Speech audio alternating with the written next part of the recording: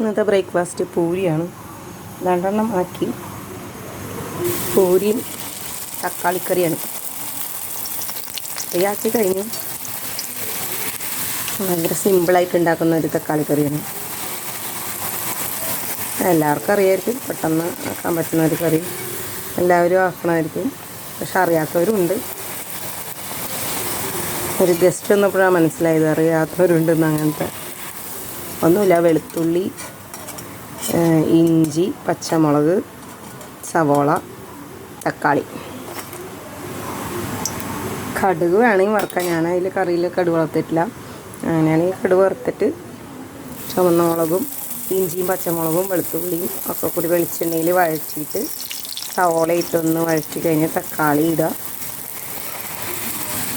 ഒന്ന് വഴറ്റി കഴിയുമ്പോൾ മഞ്ഞൾപ്പൊടി, മല്ലിപ്പൊടി, മുളക് പൊടി എരിവിനനുസരിച്ച്. എന്നിട്ട് അത് ഒന്ന് വഴറ്റി ആ പൊടികളുടെ ഒരു പച്ചമണം മാറിക്കഴിയുമ്പോൾ അതിൽ ആവശ്യത്തിന് വെള്ളം ഒഴിച്ചിട്ട് കറിയാക്കി എടുക്കുന്ന, ബാച്ചിലേഴ്സിനൊക്കെ വേഗം ആക്കിയെടുക്കാൻ പറ്റുന്ന ഒരു കറിയാണ്. പൂരി പിന്നെ എല്ലാവർക്കും അറിയായിരിക്കില്ല പൂരി എങ്ങനെ ഉണ്ടാക്കാം, അത് പറയേണ്ട ആവശ്യമില്ലല്ലോ. പൂരി ആക്കുമ്പോൾ ഇതുപോലെ വേഗം ആവശ്യത്തിനുള്ളത് പരത്തി ഇങ്ങനെ വച്ചിട്ട് എണ്ണ ചൂടായി കഴിയുമ്പോൾ വേഗം എടുക്കുകയാണെങ്കിൽ അധികം എണ്ണയും വേണ്ട, പെട്ടെന്ന് പൂരിയാവുകയും ചെയ്യും. നല്ല ചൂട് എണ്ണയിലിട്ടിട്ട് അങ്ങനെ എടുക്കുകയാണെങ്കിൽ പൂരിയും കറിയും റെഡിയായി. ഇതിങ്ങനെ സോഫ്റ്റ് പൂരിയാണ് ഇഷ്ടം, പപ്പടം പോലത്തെ പൂരി ഇഷ്ടമല്ല. പൂരി, ഇതാണ് തക്കാളിക്കറി, സിമ്പിൾ തക്കാളിക്കറി.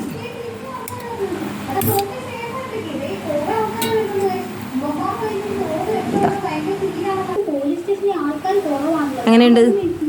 ടി വിയുടെ മുമ്പിൽ ഇരുന്നിട്ടാണ് കളിക്കുന്നത്. സൂപ്പറാണോ? പൊട്ടിച്ചിട്ട് കൊടുക്കണം പൂരി അല്ലേ? ടി വിയും കണ്ടിരുന്നിട്ടാണ് കഴിക്കുന്നത്.